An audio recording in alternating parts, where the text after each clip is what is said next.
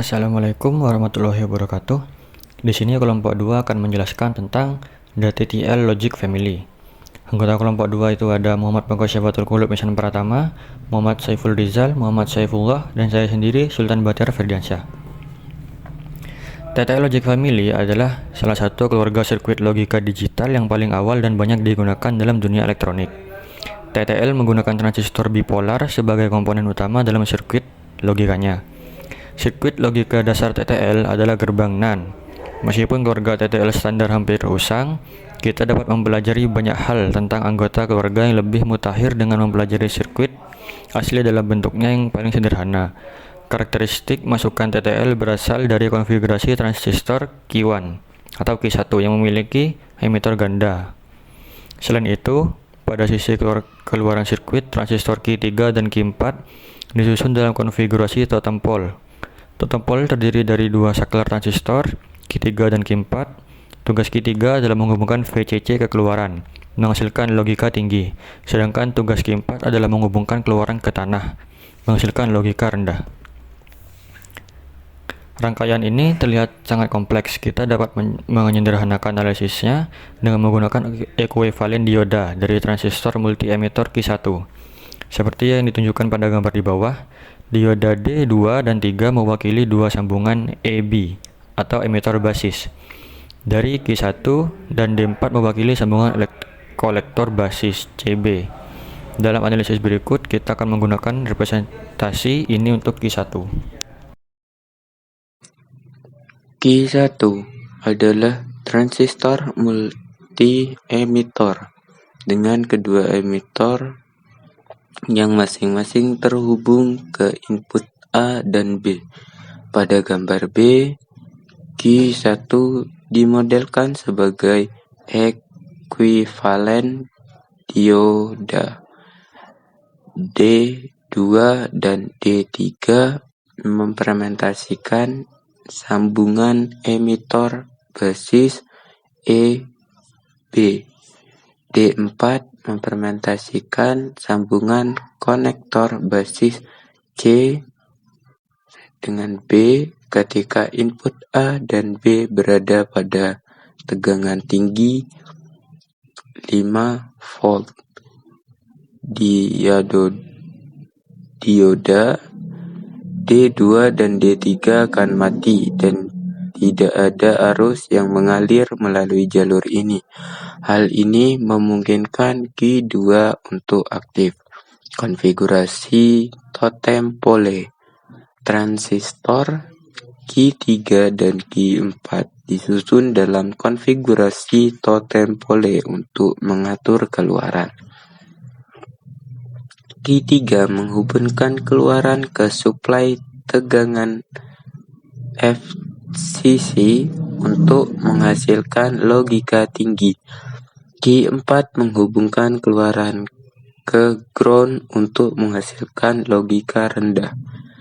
Di antara 3 Q dan Q4 terdapat dioda D1 yang berfungsi untuk mencegah Q3 aktif ketika keluaran berada pada logika rendah.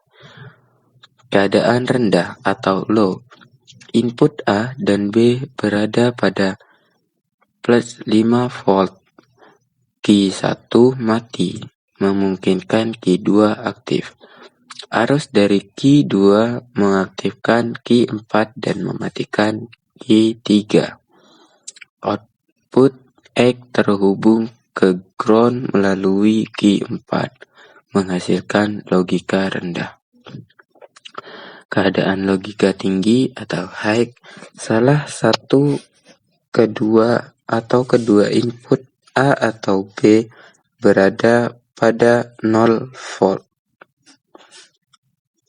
Q1 aktif mematikan Q2. Dengan Q2 mati, Q4 juga mati dan Q3 menjadi aktif. Output X terhubung ke VCC melalui Q3 menghasilkan logika tinggi.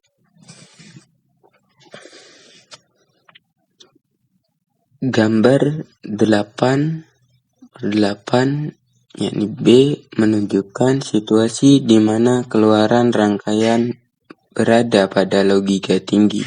Situasi ini dapat terjadi dengan menghubungkan salah satu atau kedua masukan ke logika rendah. Dalam hal ini, masukan B dihubungkan ke ground. Hal ini akan menyebabkan D3 menjadi bias maju sehingga arus mengalir dari terminal sumber 5 volt melalui R1 dan D3, lalu keluar melalui terminal B ke ground. Tegangan maju pada D3 akan menahan titik Y pada sekitar 0,7 volt. Tegangan ini tidak cukup untuk membuat D4 dan sambungan emitor basis E, B, Q2 menjadi bias maju sehingga Q2 tidak dapat mengantar. Dengan Q2 mati, tidak ada arus basis untuk Q4, sehingga Q4 juga mati karena tidak ada arus kolektor dari Q2. Tegangan pada basis Q3 akan cukup besar untuk mengaktifkan Q3 sehingga Q3 akan mengantar. Ketika Q3 aktif, terminal keluaran X akan terhubung ke tegangan supply 5 volt melalui Q3 menghasilkan logika tinggi dan keluaran.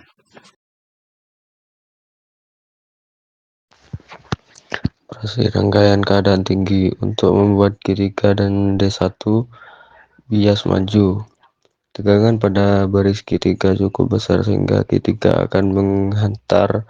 Sebenarnya Q3 bertindak sebagai emitter follower karena terminal keluaran X pada dasarnya berada di emitornya.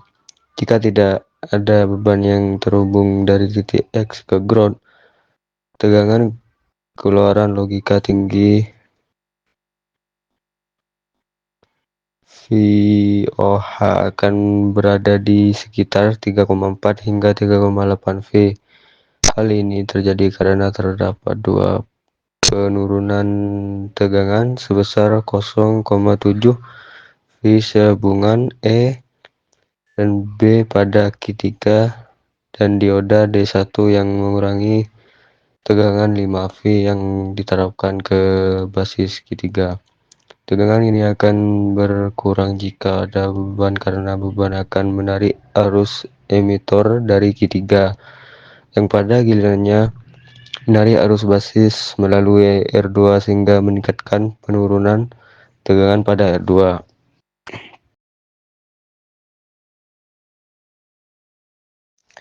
Aksi penyerapan arus current sinking action. Keluaran TTL bertindak sebagai current sink penyerap arus dalam keadaan rendah karena menerima arus dari input gerbang yang didorongnya. Dalam keadaan keluaran rendah, transistor Q4 dari gerbang menggerak aktif dan pada dasarnya menghubungkan pendek-pendek titik X ke ground. Tegangan rendah di X membuat sambungan emitor basis Q1 menjadi bias maju dan arus mengalir kembali melalui Q4 seperti yang ditunjukkan. Dengan demikian, Q4 melakukan aksi penyerapan arus current sinking action yang mendapatkan arusnya dari arus input IIL gerbang beban. Kita sering menyebut Q4 sebagai transistor penyerapan arus current sinking transistor atau transistor pull down karena transistor ini menurunkan tegangan keluaran keadaan rendah. Aksi penyediaan arus current source action. Keluaran TTL bertindak sebagai current source penyedia arus dalam keadaan tinggi, di mana transistor Q3 menyediakan arus input IH yang diperlukan oleh transistor Q1 pada gerbang beban. Seperti disebutkan sebelumnya, arus ini adalah arus bocor bias mundur yang sangat kecil, biasanya sekitar 10 UA. Kita sering menyebut Q3 sebagai transistor penyedia arus current source transistor atau transistor pull-off karena transistor ini bertugas menaikkan tegangan keluaran keadaan tinggi. Pada beberapa seri TTL yang lebih modern, rangkaian pull-off terdiri dari dua transistor, bukan kombinasi transistor dan dioda. Beberapa poin penting perlu disebutkan terkait pengaturan totem pole pada rangkaian keluaran TTL, seperti yang ditunjukkan pada gambar di bawah ini, karena pengaturannya tidak langsung terlihat jelas.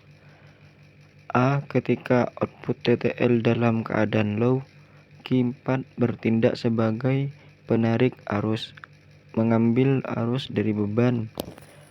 B. Dalam keadaan output high, Q3 bertindak sebagai sumber arus, menyediakan arus ke gerbang beban. Berikutnya, TTL NOR gate, seperti di gambar di bawah ini, menunjukkan rangkaian internal untuk gerbang NOR TTL. Kami tidak akan melakukan analisis mendalam terhadap rangkaian ini, tetapi penting untuk dicatat bagaimana rangkaian ini dibandingkan dengan rangkaian NAND pada gambar 88. Di sisi input, kita dapat melihat bahwa rangkaian NOR tidak menggunakan transistor dengan pemancar ganda. Sebaliknya, setiap input diterakam pada pemancar transistor terpisah. Di sisi output, rangkaian NOR menggunakan pengaturan totem pole yang sama seperti rangkaian NAND. Ringkasan, semua rangkaian TTL memiliki struktur yang serupa. Gerbang NAND dan N menggunakan transistor pemancar ganda atau input sambungan dioda ganda. Gerbang NOR dan OR menggunakan transistor input terpisah.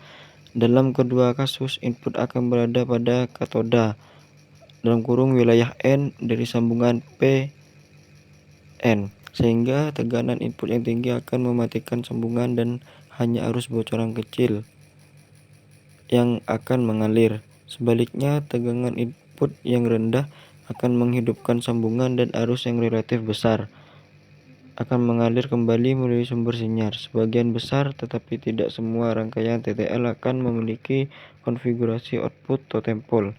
Ada beberapa pengecualian yang akan dibahas nanti.